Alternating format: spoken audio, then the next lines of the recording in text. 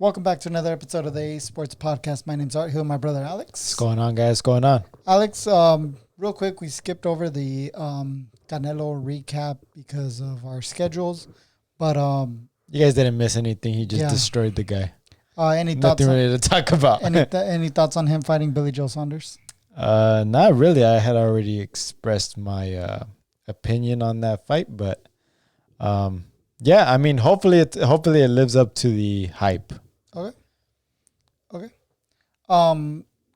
If you guys, I guess if you guys are probably watching this on Saturday, Clarissa Shields, main evented, I guess we could say, an all women's pay-per-view. I didn't get a chance to watch it because of work. Did you get a chance to catch any of it?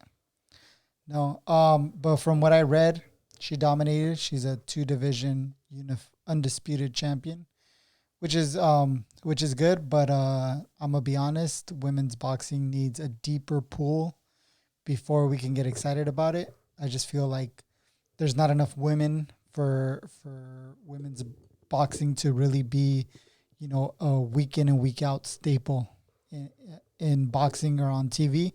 And do I think they can do it? Of course they can. I think there's eventually there will be enough women that'll be able to showcase fights week in and week out. But right now, I mean, there's Clarissa Shields, there's Michaela Meyer, there's Tanisha Estrada, who's fighting in a couple weeks. That's about the only three, really. There's a couple of British fighters that are good, but they're just not. It's just not enough for week in and week out coverage. I think they will get to that point, but right now it's not there yet. Don't get me wrong, Clarissa Shields, sure, she's the best right now, and that's great. But I mean, the level of opposition and the amount of opposition she has is just not there at the moment. So is there any boxing this weekend other than Clarissa Shields? I don't think there is. I have no clue, is it? I don't think there is. But what we do have is UFC 259 going down Saturday night. 3 big title fights and a stacked undercard from top to bottom. So we'll be going over that right now. Let's start off with the main event. Blachowicz is defending his light heavyweight title against Israel Adesanya. Alex, what are your initial thoughts on Izzy moving up to light heavyweight? You know what? For him to fight a guy like Jan Blachowicz in his first fight at light heavyweight, it's gonna be a tough test, man. This guy's got the legendary Polish power. So you know what? I hope it's a great fight. Blachowicz is right now a plus 185 underdog. I think I'm rooting for Adesanya to win, but with those odds, I mean, throw some money on Blachowicz, Yeah, he's very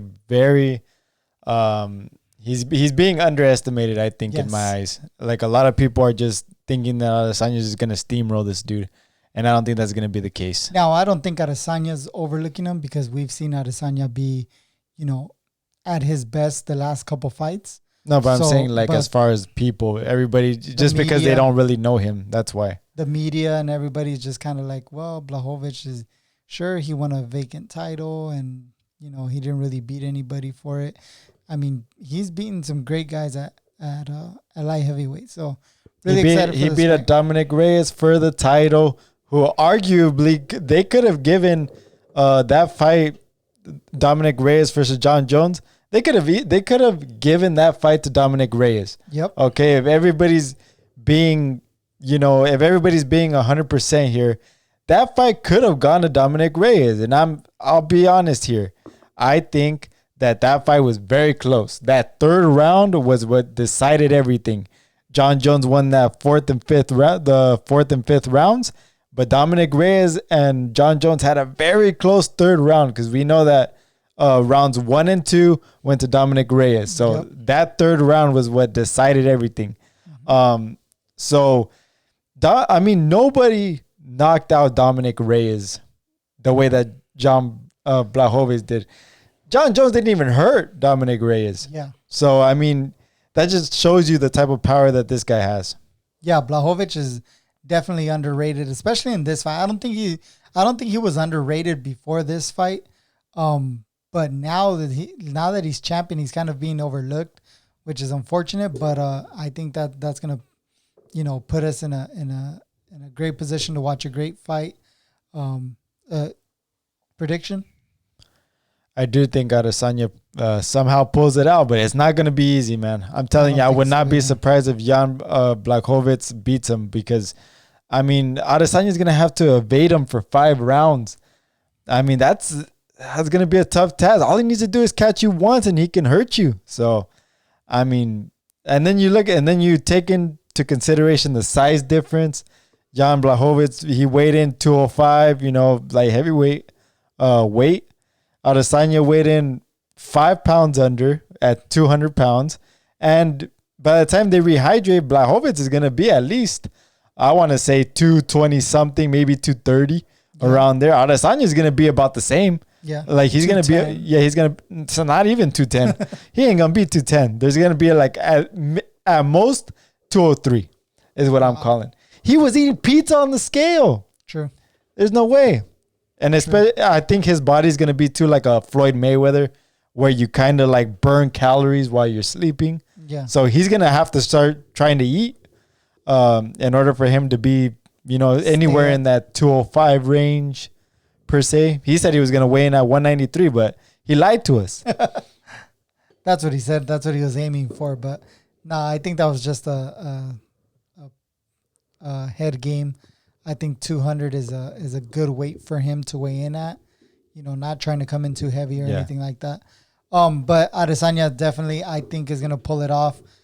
He's just so good on his feet, man. But like you said, Blachowicz is the bigger, stronger, and underrated guy because he had a great game plan against Dominic Reyes. So he was able to execute that game plan. And if he has a good game plan against Adesanya, I wouldn't be surprised if we saw an upset.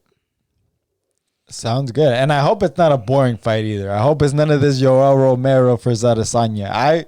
I want this to be a good fight. Nobody wants to see Yoel Romero versus Adesanya too. Or I know Paulo Costa against Adesanya because Paulo Costa didn't no, that fight was a little bit better, but Costa still didn't do anything, but it was a little better. There was a little bit more action. You know what I mean? Yeah, I get you. In the Yoel Romero fight, it was kind of just, stagnant. It was more Adesanya trying to chop at the leg. And I wonder if that's what he's going to try to do in this fight because I'm pretty sure that's what he's going to have to do to try to, I don't know, maybe take some of that power away. Usually I think that's the thing to do now with guys. You've seen it, Dustin Poirier attack the leg against Conor McGregor. Adesanya did it against Yoel Romero, Paulo Costa, these guys that hit hard. It just seems like they're not able to really plant their feet and get that power off. I want to see Blachowicz go after Adesanya's legs because I think Blachowicz has some serious power in his leg kicks. When he kicked Dominic Reyes to the side, all it took was like 3 kicks to the body to completely dismantle, what was it? I think his right side of his body. Yeah. So one more thing. Jan Blachowicz he caught Dominic Reyes with a straight right hand and broke his nose. Yeah. It didn't even look like he threw that with bad intentions. He literally just landed it and boom, his nose breaks. This guy's got some serious power. Yeah. I can't wait to see this fight. I'm pumped. Yeah. I think we made a good case for Blachowicz to pull the upset, but at the same time, Adesanya to become a 2-division champion. Champ. On the undercard, speaking of champ, we got Amanda Nunes taking on Megan Anderson. Amanda Nunes is a huge favorite. What I'm looking at right here, she's a minus 1250, which is big time favorite. Megan Anderson is a plus 750. A lot of people are surprised by the odds. Do you have any thoughts on this fight?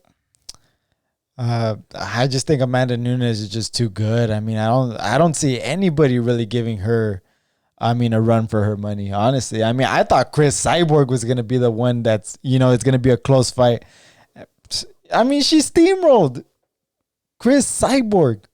And I don't think Megan Anderson has that type of power, if I'm being honest with you. She has the height, the size, but I just feel like Amanda Nunes is just a different beast right now. I mean, what is she? Champ at 135, now 145, and she steamrolled Chris Cyborg in her own division. And everybody else has come after. Yeah, I mean, what did she do? She knocked out Holly Holm with a head kick. Yep. Destroyed Chris Cyborg. Destroyed the last couple girls she's been in there with. Right. There was two. I forgot who Megan Anderson fought Holly Holm and lost, but there was another person that Megan Anderson fought and also fought Amanda Nunes, but apparently she lost to that person too. I can't remember who it is. But I don't know if it was Durandamy. It might have been, but Durandamy? Yeah. All in all, I mean, I do think Amanda Nunes is just too much for Megan Anderson. I think she's too much for anybody right now. Yeah. What do you think is left for? Okay, I'll ask you after the fight.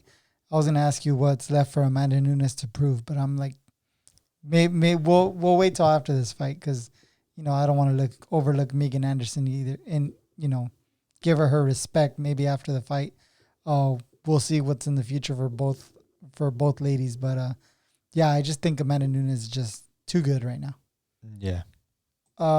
And this fight right here is, I think, the fight of the night in my eyes.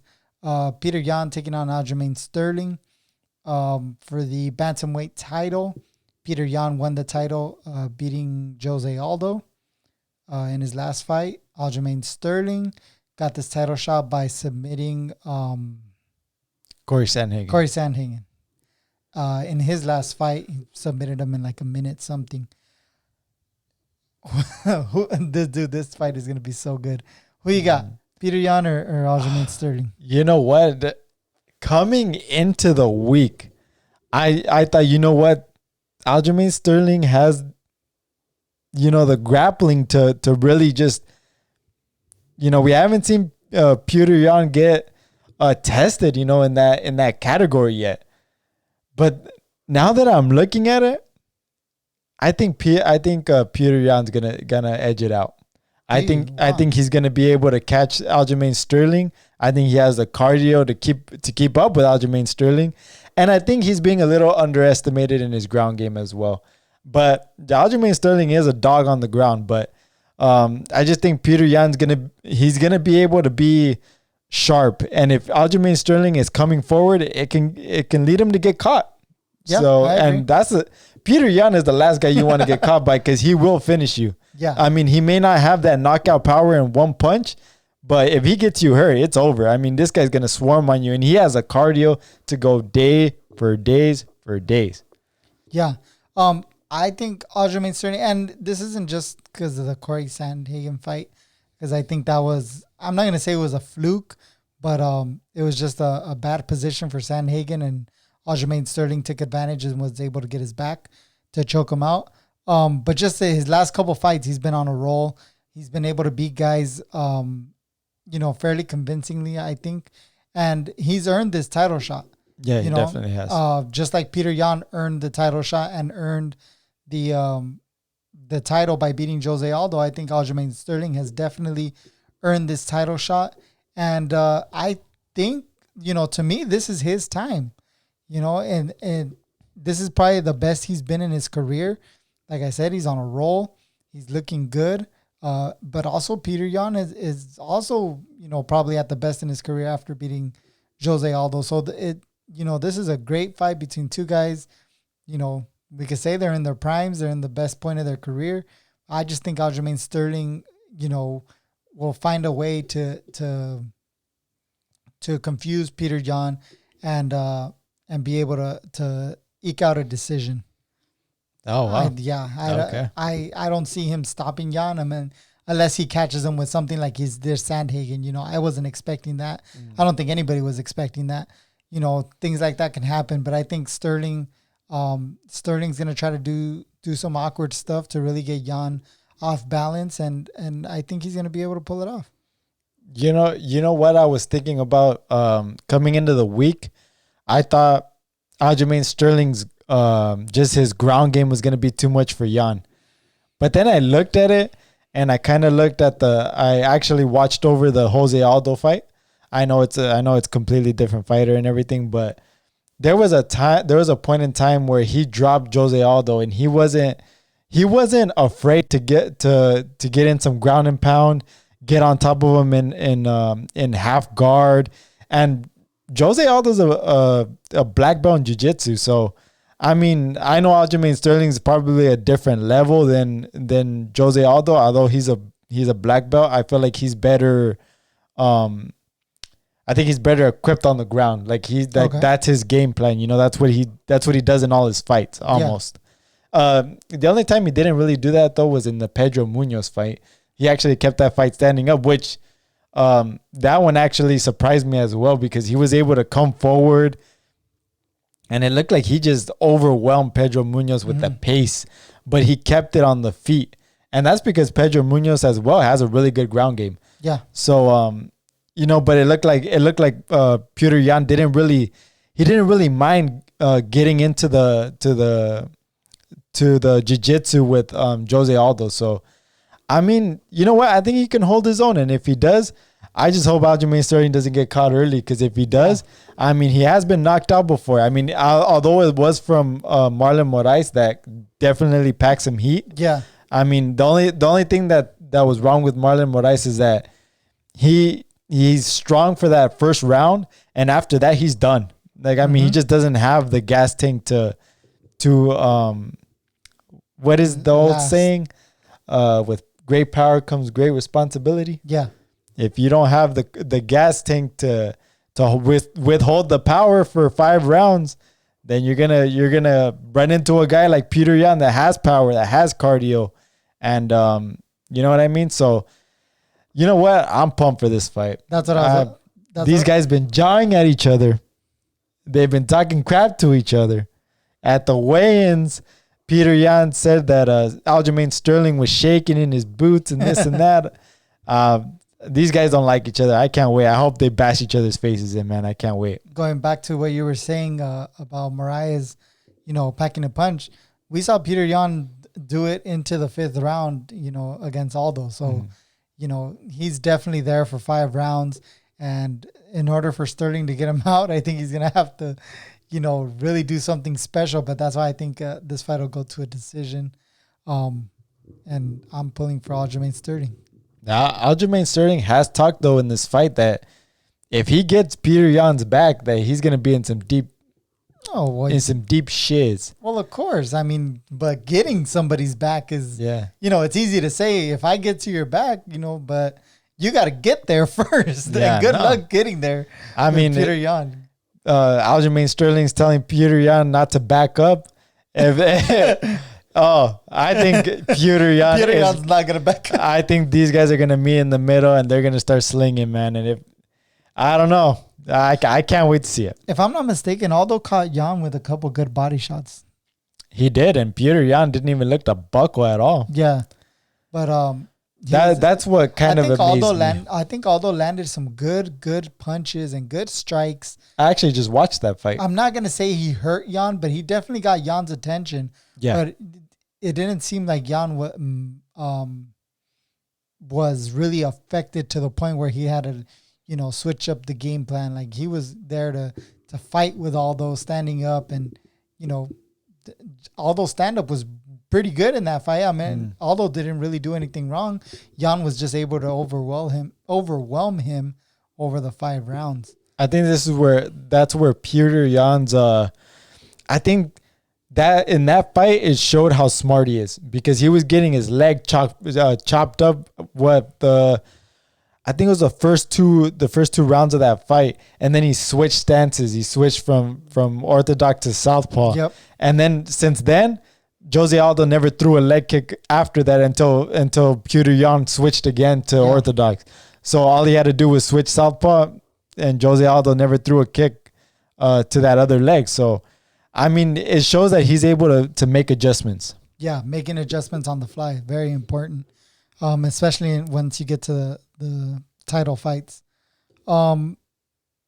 Prediction? Did you make a prediction? Yeah, I think Petr Yan. Petr Yan, okay.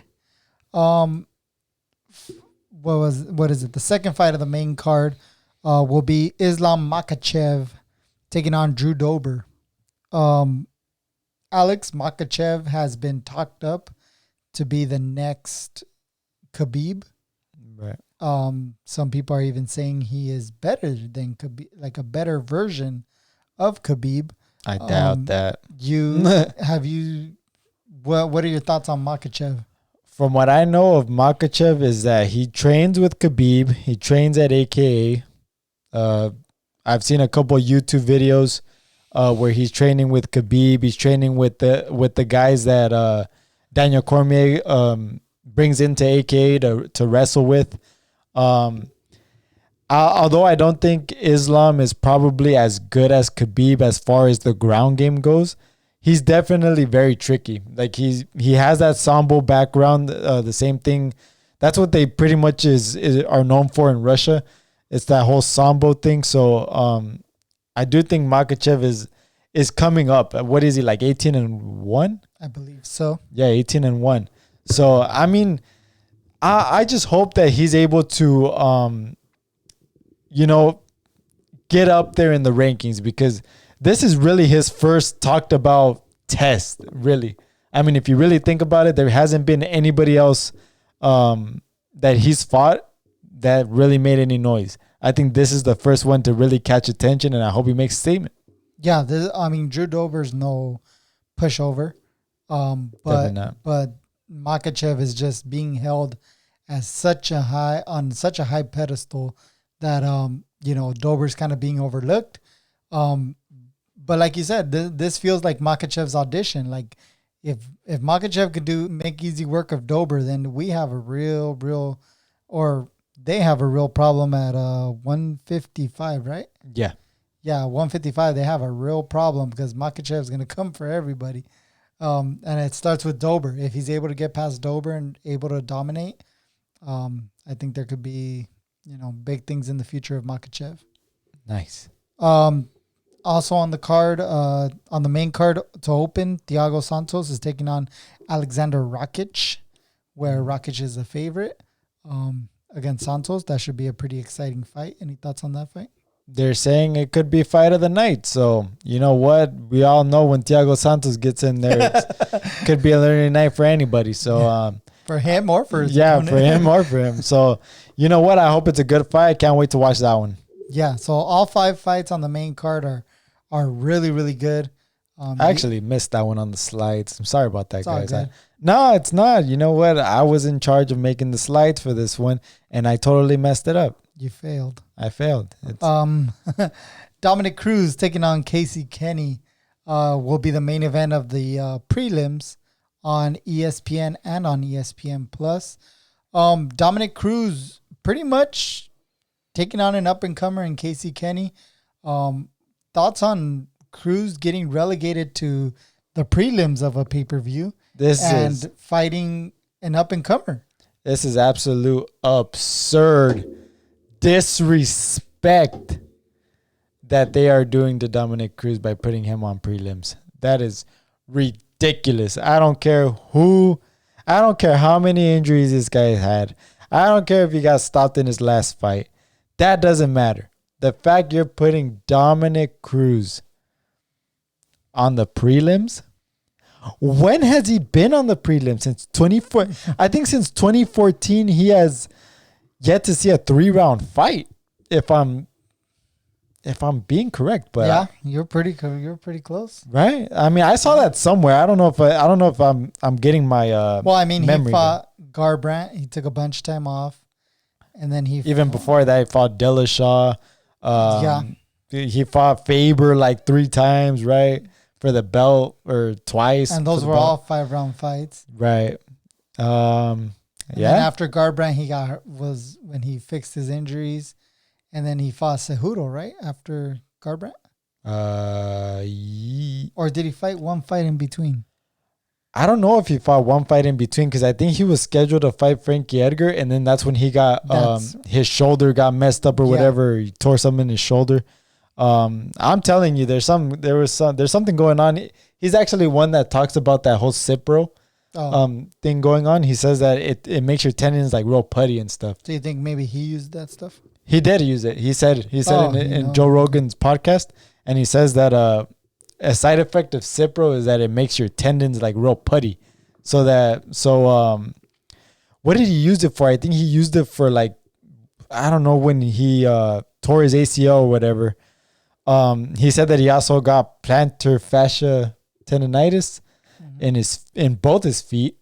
Well, not to mention he's where he tore something in his shoulder. I mean, and I think he also broke his arm. If I'm not, I mean, this guy's a walking time bomb, man. That's why he's on the prelims, man. You know what? I take back everything that I said. Nah, I'm kidding. The UFC's tired of paying for surgeries. You know what? To me, it's bullcrap. I really think that Dominic Cruz should have still been on the main card somewhere. You could fit him in anywhere. You think maybe Makhachev? I understand because that's their next guy. You know, Thiago Santos. That's okay. Thiago Santos, I would have liked to see as the main event of the prelims. Then you put Dominic Cruz on the opening fight of the main card. Yeah, or vice versa. I mean, you could put I think you could still put Makhachev on the prelim. But maybe for now. Well, I mean, I think they're gonna have more eyes on the pay-per-view than they will on the prelims. Okay, so I think they want Makhachev to be seen. Okay. A little bit more. That makes sense. I think Dominic Cruz is going to pull the upset. He's a plus 110 underdog. So if you want to make some money, I think Dominic Cruz is a good. But then again, we've seen Dominic Cruz kind of, like you said, fall apart. He's a walking time bomb. I know. He's a walking injury. Talk about bad luck. Yeah. Like, I think he tore both. Did he tear both ACLs in both his I don't think it was both ACLs. No, but I know he had 2 leg injuries. Though. Okay, he tore his ACL, then he tore his quad. Oh, that's right, his quad too. And I guess his quad injury was pretty like severe because it like completely tore off the bone, like it was completely off, like in half. So that was pretty crazy. I mean, Casey Kenny also though is I think he's on a winning streak, right? Yeah. Do we know how many fights? 3-5 winning streak, 4-5 winning streak, something like that. I didn't go that far back to look. I didn't get a chance to look either, but he is on a winning streak. But I still think that people are overlooking Dominic Cruz because of what happened in the Henry Cejudo fight. You know what? Yeah. Henry Cejudo is a top dog, man. Yes. This guy, just because he moved up from what 25 flyweight. Yeah, 25. Yeah, just because he moved up from flyweight to bantamweight, I think he was still one of the strongest bantamweights out there. Yeah. This dude was yoked. Dude, I saw go back and watch Henry Cejudo's gold medal wrestling match. Oh my God. He looks like a twig. Dude, go back and watch it. He wrestled against a Japanese wrestler. It was the United States against Japan for the gold medal. He wins. But did he win it with a broken freaking neck? Like Kurt Angle? Have you seen that? I watched that one too. I watched that one. I went down a wrestling rabbit hole the other day. Hey, fun fact for all the people that don't know wrestling. Kurt Angle is an Olympic gold medalist. All right? So there's a little saying that he says that he wins a gold medal with a broken freaking neck because he did win it with a broken freaking neck. And I think I don't know if it was the wrestling match before that one, before the Olympic gold medal match, or the one before that one, where he actually stuck his head out when he was about to get, like, I don't know if it was slammed or something, like over the shoulder to where his head hit the mat because he didn't duck his head like in to try to like roll over. So because he didn't want to give up the points, he ended up giving up the points anyway, and he got his neck broken. So talk about that. That's bullshit, no? Dude, in the Olympics, you don't want to give up the points. You end up giving up the points anyway, and you get a broken neck. He had to wrestle, I think, twice the first day, and then the day of the gold medal match was two matches that day also. So see, and he got injected with something so that he was able to wrestle. what did he? Yeah. Oh, I haven't. You didn't see there's like an interview out there where he says that he got injected with something. I don't know what it was. Cortisone, Yeah, something like that. probably. Just so he was able to wrestle. Oh yeah, but No surgery, no nothing. Broken neck and no surgery. he got the surgery after the Yeah. Olympics. Back to Cejudo, we were talking about. He looks like a twig in his gold medal wrestling match. And then you see him at 25 and then at 35. And, you know, his little flex that he did when they would call his name. Yeah. He's definitely on something, bro.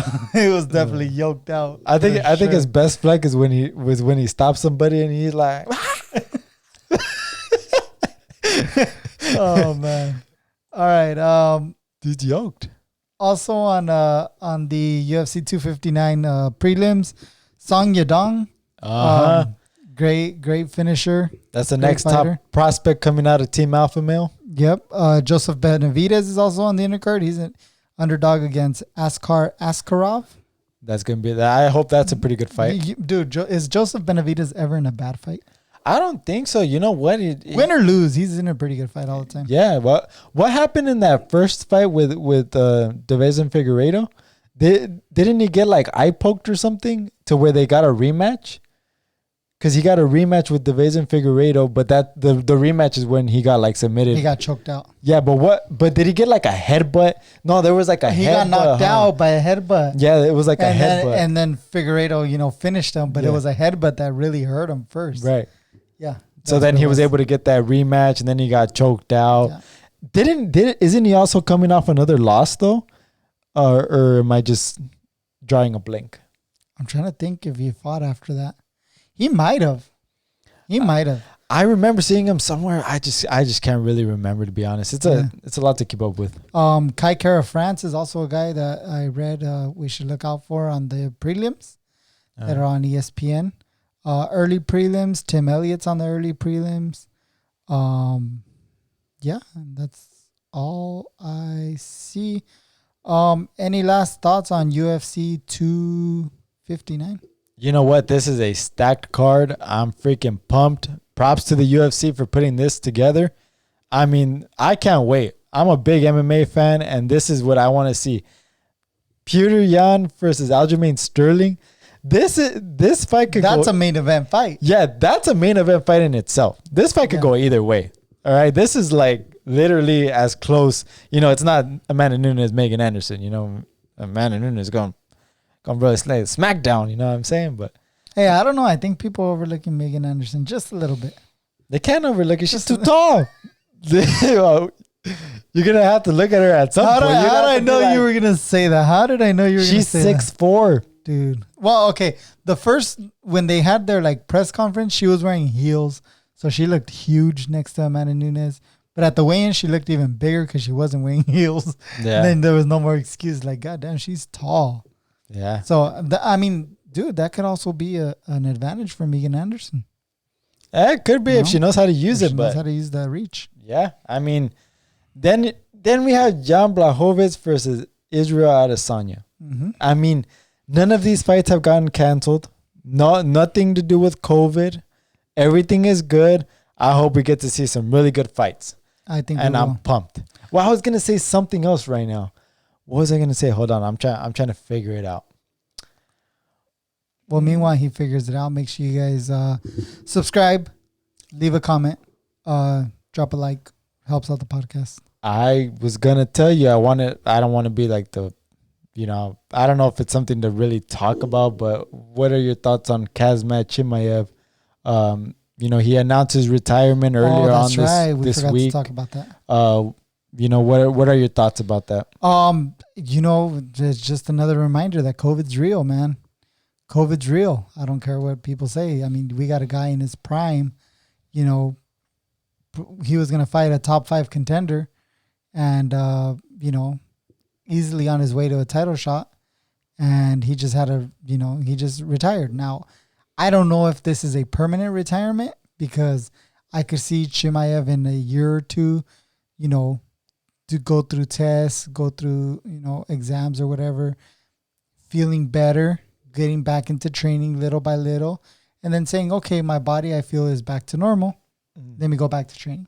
Yeah. But for right now, I think he just doesn't want to be scheduled for a fight. He doesn't want to have to go through camp, you know, and I'm not saying like this to be like, you know, trying to be optimistic here.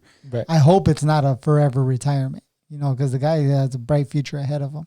Right. But, you know, what are your thoughts? Yeah, I mean, I saw that Dana White also made a comment about it, saying that, you know what, he feels that Khazmat Chimaev is maybe just a little emotional right now.